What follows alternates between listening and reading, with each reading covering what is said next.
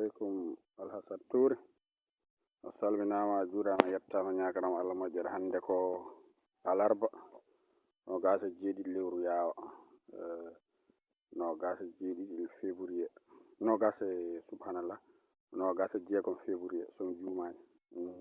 Ayi oɗo kayit mo jogimi ɗo ko poudar produit wona ko produit kam ko poudar waɗete e awdi ndiɗo gawri ndi jiiɗano fuɗɗi ɗo a gatoɗa wadde hen ko poudar. Oɗo ko poudar boɗejo ene waɗi poudar bulajo. Joni sa waɗani hen haɗa ɗum ene heewi hadde ɗum fudde walla ñaame. Ayi ndiɗo awdi ɗum ɗo watte e awdi he mbaɗaɗa guila ɗum ɗo mbatta e awdi he sa paari ɗum ɗo yeehi ha fuɗi ene woodi kadi produit goɗɗo mi yaha mi ara mi holluma nanɗo woodi ay poudar o ɗum ɗo ko leggal irtirɗum poudar ngal woni ɗo.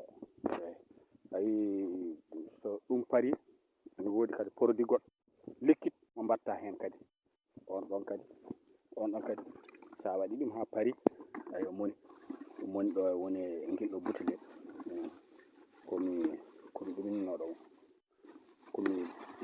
komi mbaɗɗum utilisé ɗeɗo balɗe ha paari. Ɗeɗo balɗe mi waɗi ɗum produit mi holla on tan kam mi wonandi jiɗɗo andude.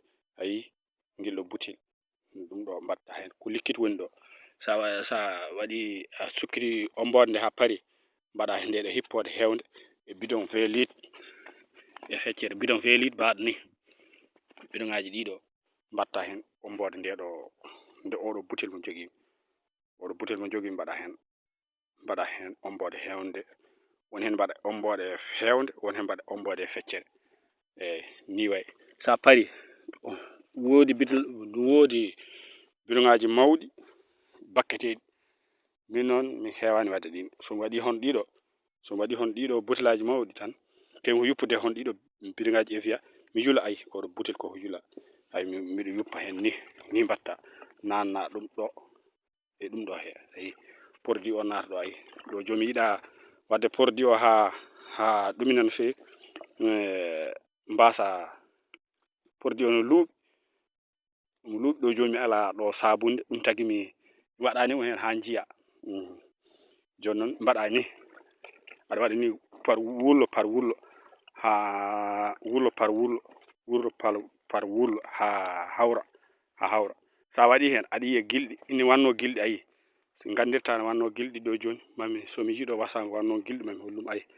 Ayi ngoɗo ayi ɗum ɗo ne waɗi gudde ɗum ɗo ɗiɗo beram refi ina waɗi cirenɗe ɗum ɗo ko fuɗɗino wiide no ñaami. Ayi ne waɗi gudde emi dasma labtu hen walla so labtata kono ne waɗi gudde jiiya.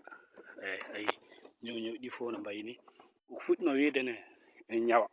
Sa waɗani ɗum ñawat. Mi arta mi adda audio goɗɗo.